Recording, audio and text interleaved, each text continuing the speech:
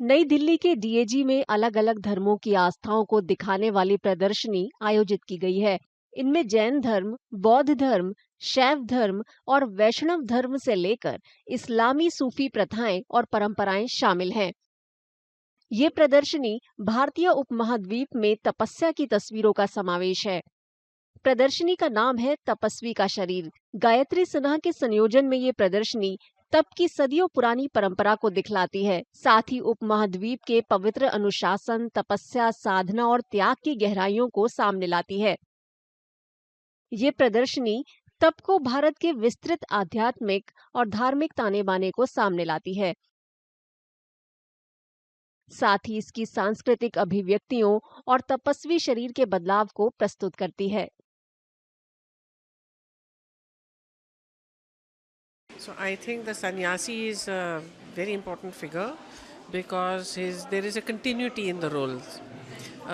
We see that from the Shamshan Bhumi, where you will have your Antim Sanskar, to every other Sanskar in families.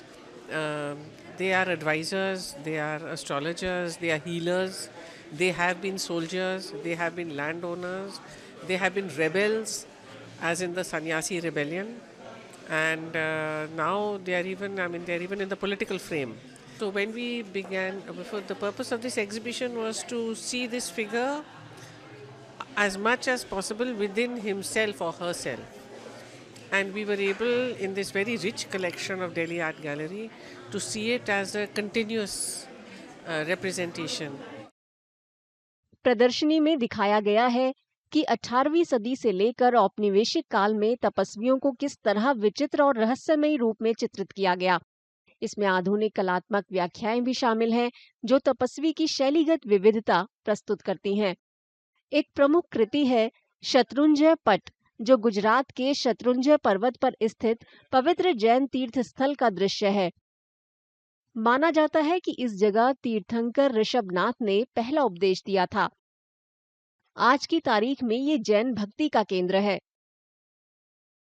Magnificent work of the Jain Patta, which shows you the mountain of Shatrunjay and the 900 temples that the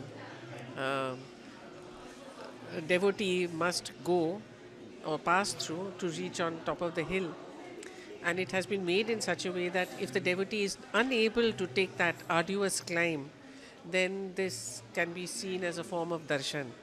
So there is Indian decorative painting, there is colonial painting, whereby the colonial artists were fascinated by the figure of the sannyasi and his seeming eccentricity, his isolation, his peculiar habits, etc., or what they identified.